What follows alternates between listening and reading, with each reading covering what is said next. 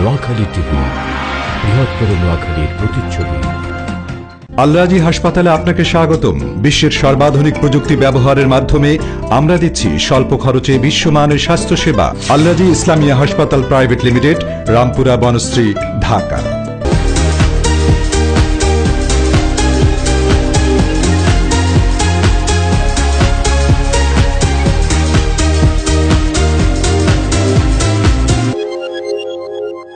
প্রিয় দর্শক, শুরু করতে যাচ্ছি নোয়াখালী টিভির বিশেষ অনুষ্ঠান আমাদের নোয়াখালী। আমাদের সাথে আজকে হাজির হয়েছেন বিশিষ্ট সাংবাদিক, দৈনিক নোয়াখালী প্রতিদিন পত্রিকার সম্পাদক এবং নোয়াখালী বিভাগ বাস্তবায়ন সমন্বয় কমিটির আহ্বায়ক জনাব রফিকুল আনোয়ার। আসসালামু আলাইকুম। ওয়ালাইকুম আসসালাম। কেমন আছেন আপনি? ভালো, আপনি কেমন আছেন? জি, আমিও ভালো।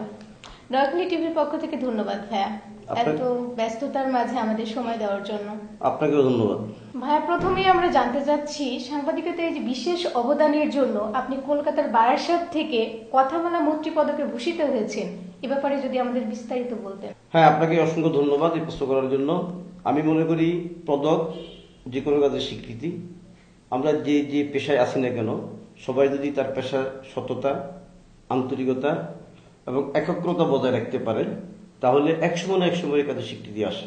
আমি শুধু বারাসাত পদকটা পেয়েছি তা নয়, 14 বছরও শুরুতেও আমি কলকাতা থেকে একটা পদক পেয়েছি। পদক প্রাপ্তির কারণে আমাদের ভিতরে একটা উৎসাহ তৈরি হয়, আমরা আমাদের কর্মে আরো বেশি মনোযোগ নিবেশ করতে পারি।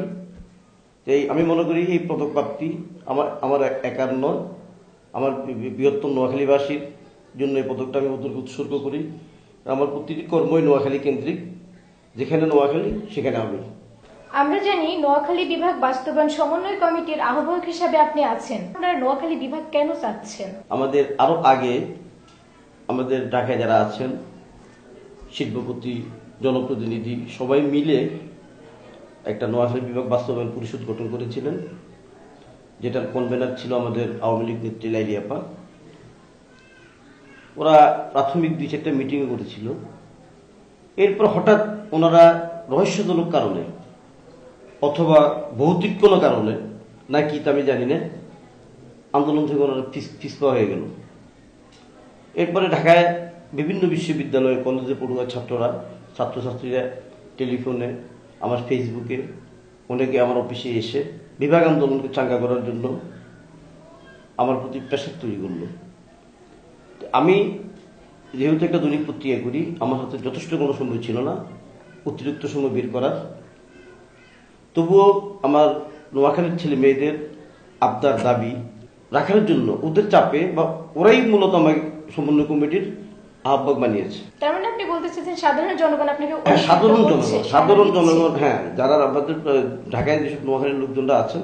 তো এই মূলত আমরা সমন্বয় কমিটির ব্যানারে ইতিমধ্যে বেশ কিছু দাবি, আমাদের যৌক্তিক দাবিগুলো আমরা সরকারের কাছে পেশ করেছি, আমরা অবস্থান ধর্মঘট করেছি, আমরা সমাবেশ করেছি। কিন্তু এখানে একটা বিষয় আপনাকে বলার দরকার যে রাষ্ট্রযন্ত্রে আমাদের নোয়াখালীর যেসব কর্তা ব্যক্তিরা আছেন, ওনারা চাইলে এই বিভাগটা খুব সহজেই হয়ে যায়। আপনি কি সরকারের উপর মহল থেকে কোনো সাড়া পাচ্ছেন? সরকারের উপর মহলের সাড়াটা হবে পরে। আমি বলছিলাম যে আমাদেরকে আন্দোলনের জন্য রাস্তা নামার প্রয়োজন ছিল না, আজকে বিভাগ বাস্তবায়ন সমন্বয় কমিটি করার দরকার ছিল না।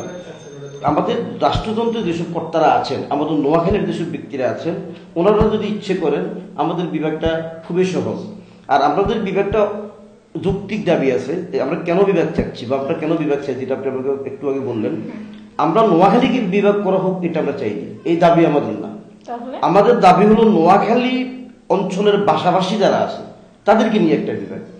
এক্ষেত্রে যেমন ধরুন কুমিল্লার ফরিদগঞ্জ, তারপরে হলো 14 চট্টগ্রামের সীতাকুণ্ড, চাঁদপুরের হাজীগঞ্জ, লক্ষ্মীপুর, ফেনী, নোয়াখালী, এই অঞ্চলগুলোকে নিয়ে একটা বিভাগ। আর আমাদের এখানে বিভাগ করার অসংখ্য কারণ আমাদের বঙ্গোপসাগরের দক্ষিণের যে ভূমি, যে নতুন ভূমি উঠেছে, প্রায় পুরো একটা বাংলাদেশের মতো, অচিরেই সেখানে হয়তো বসবাস শুরু হবে।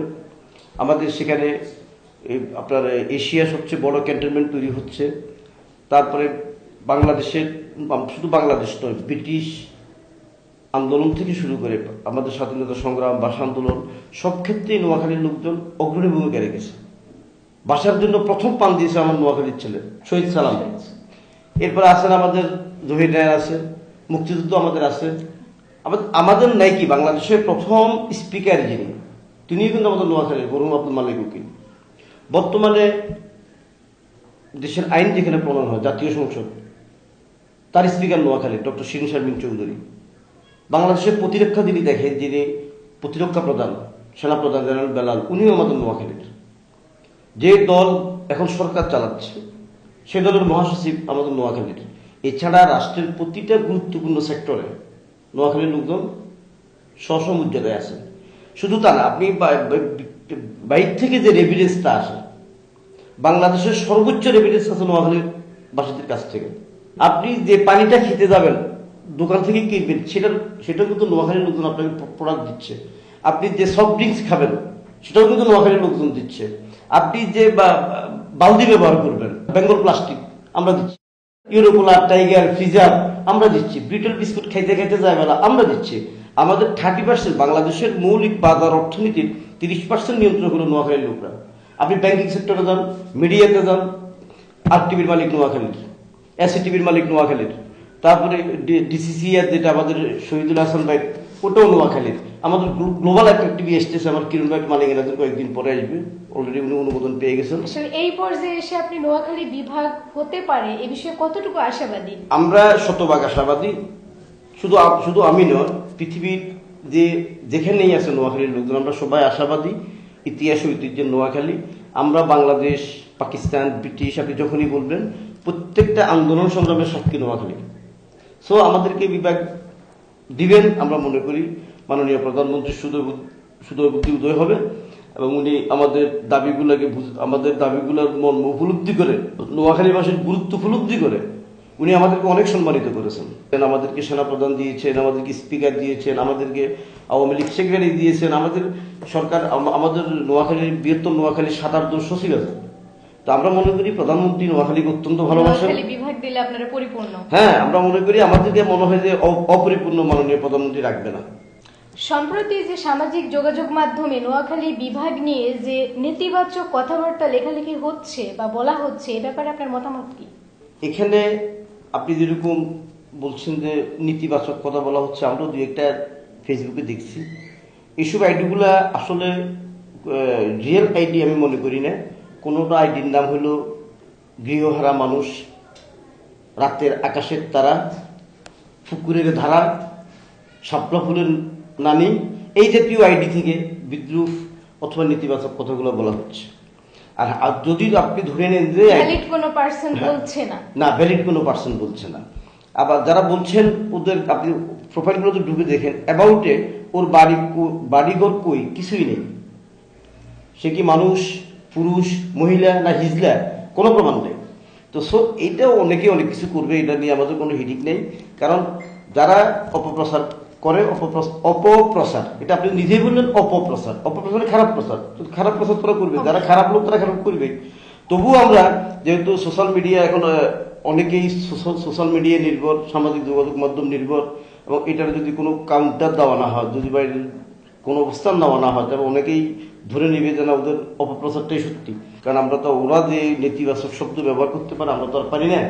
কারণ আমরা নোয়াখালীর লোকরা শিক্ষিত, আমরা নোয়াখালীর লোকরা দেশ চালাই, আমরা নোয়াখালীর লোকরা আইন বানাই, আমরা নোয়াখালীর লোকরা এই দেশের মানুষের স্বাস্থ্য রক্ষা করি। বড় বড় ওষুধ কোম্পানিগুলো আমাদের, গ্লোব ফার্মাসিউটিক্যাল আমাদের। তো যেখানে আমরা দেশের সেবা করি সেখানে তো আমরা ওদের মতো খারাপ কোনো মন্তব্য করতে পারি না। শুধু নোয়াখালী বিভাগ হলে নোয়াখালী সমৃদ্ধ হবে না, পুরো বাংলাদেশ সমৃদ্ধ হবে। তো আমরা মনে করি বর্তমান প্রধানমন্ত্রী, দেশপ্রেমিক প্রধানমন্ত্রী, দেশকে খুব ভালোবাসেন, উনি নোয়াখালীর মানুষকেও ভালোবাসেন এবং আমাদের বিশ্বাস খুব সহজ হয়, ইনশাল্লাহ আমরা নোয়াখালী বিভাগ। পরবর্তী পদক্ষেপটা কি, আসলে কি ধরনের, কিভাবে আগাতে? আমাদের আন্দোলন মূলত শান্তিপূর্ণ আন্দোলন। আমাদের আন্দোলন ক্ষমতা দখলের আন্দোলন না। আমাদের আন্দোলন নিজে অর্থনৈতিকভাবে প্রতিষ্ঠিত হওয়ার আন্দোলন না। আমাদের আন্দোলন চর দখল, পাড়া দখল, মহল্লা দখল, এই আন্দোলন না। আমাদের আন্দোলন হলো আমাদের ন্যায্য যুক্তিক বিভাগ আন্দোলন। আমরা আমাদের শান্তিপূর্ণ কর্মসূচির মাধ্যমে সরকারের সর্বোচ্চ পর্যায় পর্যন্ত আমাদের আবেদনগুলা জানানোর জন্যই আমরা, যতদিন পর্যন্ত বিভাগ ঘোষিত না হবে ততদিন পর্যন্ত আমাদের কর্মসূচি অব্যাহত থাকবে। ভাই, নোয়াখালী টিভি সম্পর্কে আপনার মতামত কি? হ্যাঁ, নোয়াখালী টিভি আসলে আমাদের একটা সম্ভাবনাময় টিভি, একজাক তারুণ্যের সম্মিলিত প্রয়াস। আমি মনে করি একদিন সময় আসবে এই নোয়াখালী টিভি বৃহত্তর নোয়াখালীর গুন্ডি ফেরিয়ে, জাতীয় গুন্ডি ফেরিয়ে বিশ্বময় ছড়িয়ে পড়বে। আর এখানে যেসব তরুণরা কাজ করছেন তারা সকলেই জেলার জন্য আন্তরিক এবং সকলেই নোয়াখালীর জন্য আন্তরিক। ধন্যবাদ ভাই আমাদের স্টুডিওতে আসার জন্য এবং আমাদেরকে সময় দেওয়ার জন্য। আপনাকে অসংখ্য ধন্যবাদ আপনার স্টুডিওতে আমাকে আমন্ত্রণ জানানোর জন্য। প্রিয় দর্শক, আজ এই পর্যন্তই। আপনাদের সকলকে ধন্যবাদ আমাদের সাথে থাকার জন্য। ভালো থাকবেন, সুস্থ থাকবেন। আল্লাহ হাফেজ।